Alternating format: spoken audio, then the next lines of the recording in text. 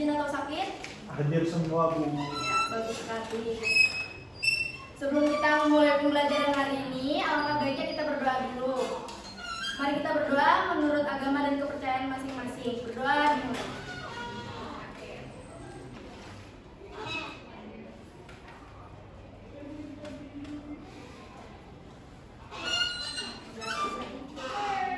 Sebelum pembelajaran, biar suasana pembelajarannya enak, coba dilihat kanan kirinya dulu atau merasa pakaian yang belum rapi, tolong dirapikan.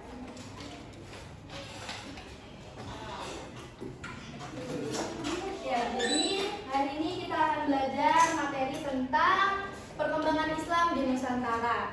Nah, contoh implementasi pengaruh Islam di kehidupan sehari-hari itu contohnya kayak misalnya di bulan Ramadan nih. Kalian biasanya, apalagi cowok-cowok, biasanya buka bersama di masjid. Nah, dalam persiapan buka puasa bersama itu pasti mereka menyiapkan hidangan makanan itu dengan cara bergotong royong, dengan cara bersama-sama mengerjakan persiapan itu. Nah, sebenarnya hal-hal kecil contohnya dari gotong royong, toleransi, terus kayak etika dan sopan santun itu merupakan salah satu pengaruh dari adanya Islam. Nah, kemarin juga kita sempat mengadakan observasi ke SMAN Banua Bilingual Boarding School. Nah, kemarin kita sempat ngeliat kegiatan pembelajaran di SMA. Terus anak-anaknya presentasi dengan media wayang. Nah, kalian tahu nggak apa kaitannya antara wayang sama materi yang ibu bawakan hari ini? Ada yang mau bantu? Apa istilah dakwah, Bu? Ya, jadi wayang itu digunakan sebagai media dakwah oleh tokoh Islam, yaitu terutama Wali Songo di Jawa, dengan cara menjadikan media wayang sebagai alat untuk menyampaikan ajaran-ajaran Islam.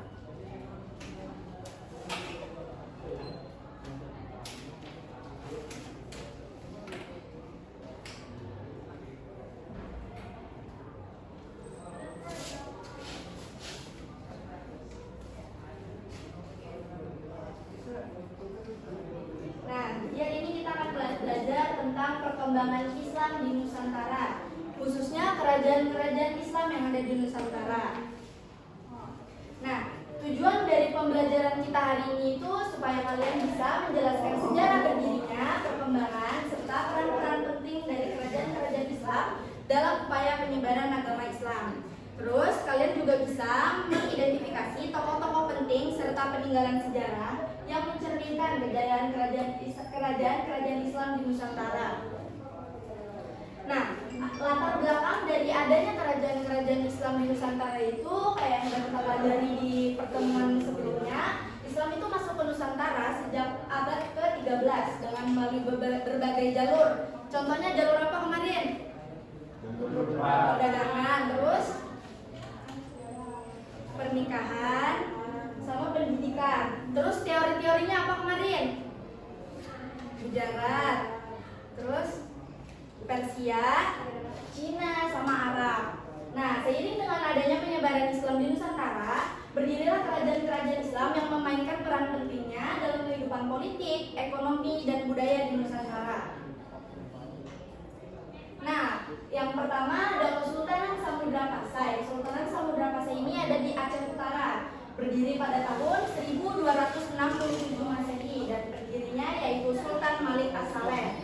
Peninggalan dari Kesultanan Samudra Pasai yaitu makam Raja-Raja Samudra Pasai yang ditemukan di Kampung Budok, Aceh Utara. Dan masa kejayaan Samudra Pasai ada pada masa pemerintahan Sultan Malik Al-Zahir II. Samudra Pasai menjadi pusat perdagangan dan pusat perkembangan agama Islam. Kesultanan Samudra Pasai mengalami keruntuhan pada tahun 1524 Masehi. Selanjutnya ada Kerajaan Demak. Kerajaan Demak ini ada yang tahu ada di mana? Di Jawa Tengah, betul. Nah, Kerajaan Demak ini berdiri pada tahun 1478 Masehi dengan pendirinya yaitu Raden Patah. Dan peninggalannya yang kayak di gambar ini ada Masjid Agung Demak. Terus pada masa kejayaannya ada pada masa pemerintahan Sultan Trenggono, Demak menjadi pusat penyebaran agama Islam dan wilayahnya semakin luas hingga ke Jawa bagian timur dan barat. Kerajaan Demak mengalami keruntuhan pada tahun 1568 Masehi dan kemudian dipindahkan ke Pajang. Nah, berkelanjutan dari kerajaan Demak ada kerajaan Pajang. Nih, kerajaan Pajang dekat-dekat sama Demak di mana? Ya, betul sekali. Nah, kerajaan Pajang ini berdiri pada tahun 1568 Masehi dengan pendirinya yaitu Sultan Hadiwijaya atau Jakatingkir. Peninggalannya nih kayak digambar yaitu Masjid Laweyan. Terus pada masa kejayaannya ada pada masa Sultan Hadiwijaya atau Joko Tingkir tadi, kekuasaan Pajang meluas ke Madiun, Kediri serta mempunyai lumbung padi yang besar dan mengalami keruntuhan pada tahun 1587 Masehi. Selanjutnya ada kerajaan Mataram Islam. Ada di mana? Ada yang tahu? Yogyakarta. Ya, betul sekali. Ada di Yogyakarta. Kerajaan Mataram Islam berdiri pada tahun 1582 Masehi dengan pendirinya yaitu Danang Sutawijaya atau Panembahan Senopati. Peninggalan dari kerajaan Mataram Islam ini ada Masjid Agung Gede Kauman kayak digambar. Terus pada masa kejayaannya ada pada masa Sultan Agung Hanyokrokusumo. Ia berhasil menyatukan tanah Jawa dan sekitarnya dan berhasil melawan VOC di Batavia. Kerajaan Mataram Islam mengalami keruntuhan pada tahun 1755 Masehi. Nah, selanjutnya ada kerajaan Gua Talo. Kerajaan Gua Talo ada yang tahu di mana? Sulawesi Selatan, betul. Nah, kerajaan Gua Talo ini berdiri pada abad ke-14 Masehi.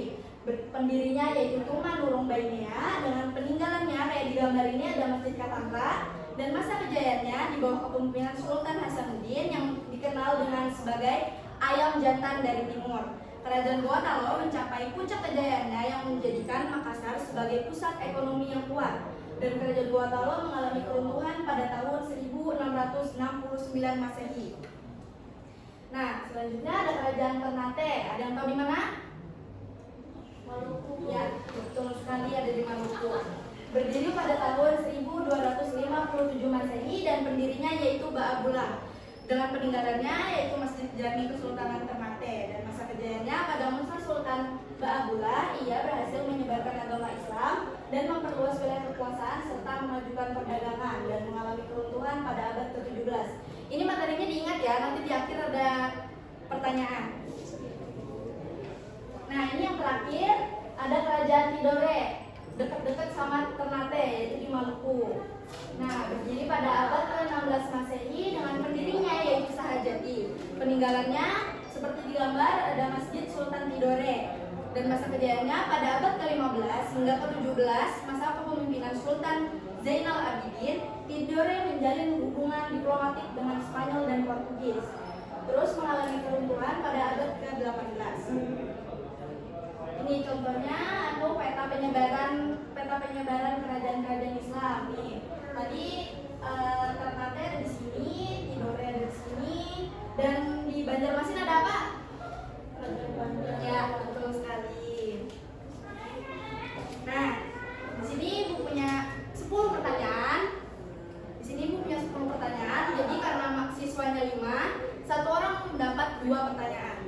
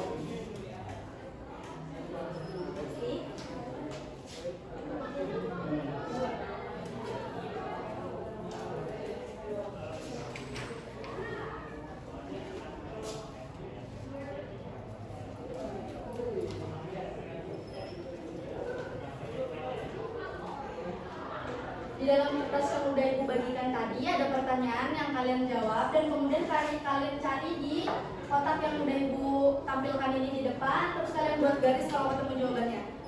Paham? Oke.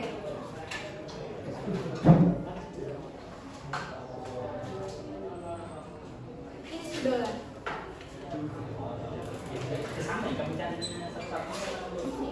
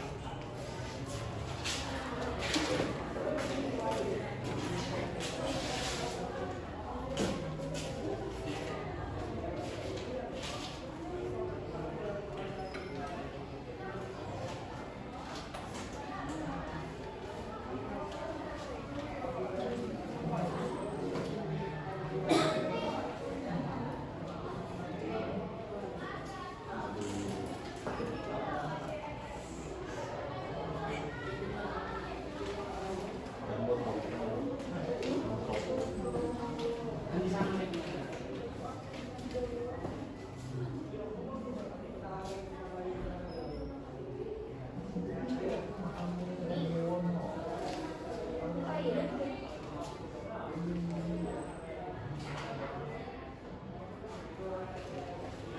lagi.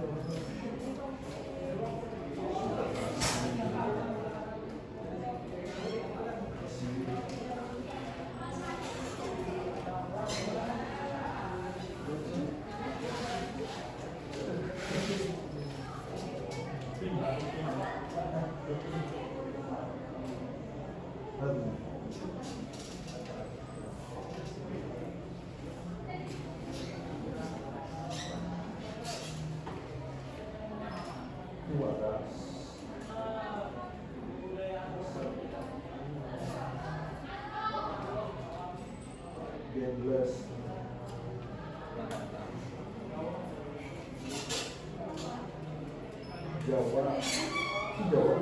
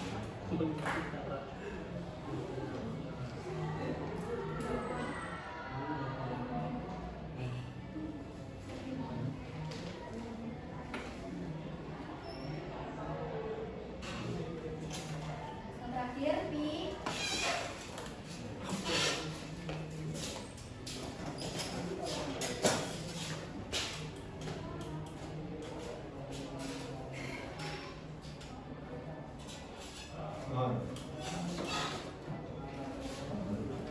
Saya juga bingung. Itu.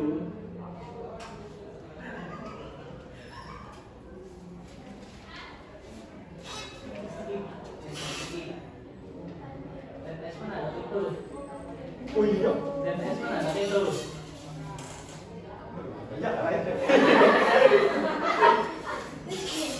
Mana ada TTS itu?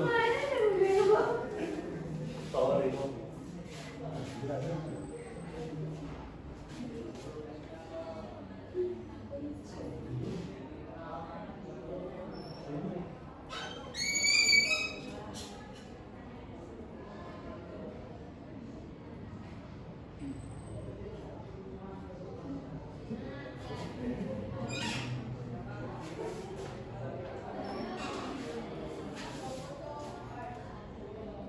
Oh iya.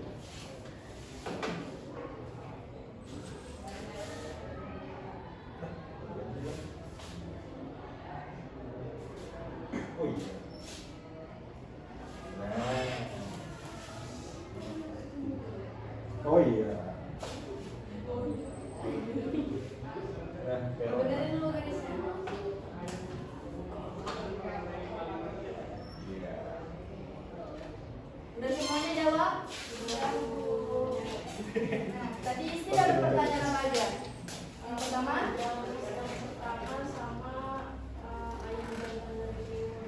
Yang ayam jantan dari timur siapa? Ya, betul. Terus yang kedua apa tadi? Yang kedua? Kerajaan Islam yang pertama di Pulau Jawa adalah Demak. Ya, betul. Terus Aska dapat pertanyaan apa? Apa? Itu ya, betul. Terus pertanyaan kedua? Yang kedua itu Kesultanan Makassar yang terdiri dari 2 kerajaan. Apa? Gorontalo. Ya, betul. Kan? Kesultanan yang menjadi penerus Demak di Jawa Tengah adalah Kerajaan Raja. Ya, betul. Terus? Kemudian Sultan Agung merupakan raja dari Kerajaan Mataram Islam. Iya, betul sekali. Aldi dapat?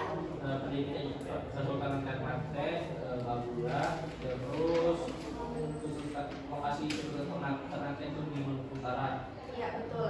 Syafi'i? Komunitas yang terkenal di Kesultanan Aceh yang diminati dunia adalah Lada. Ya, terus? Lalu, pendiri kerajaan Mataram Islam adalah Senopati. Penembahan Senopati.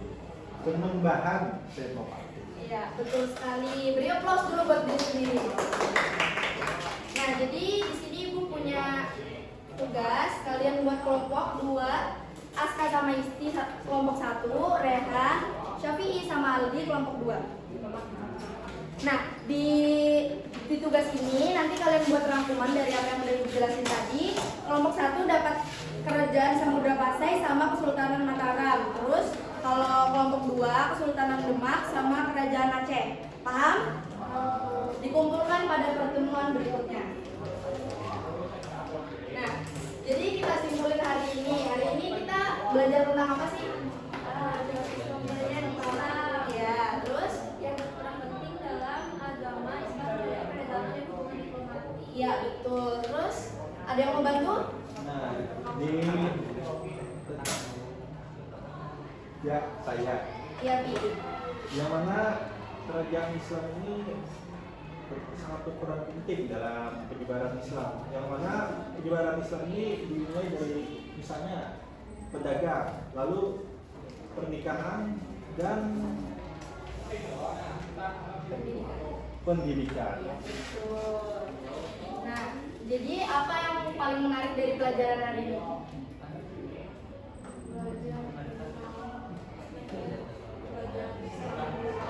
Itu ya, jadi nanti di minggu depan kita akan belajar tentang dinamika dan akulturasi Islam bagi masyarakat di Nusantara.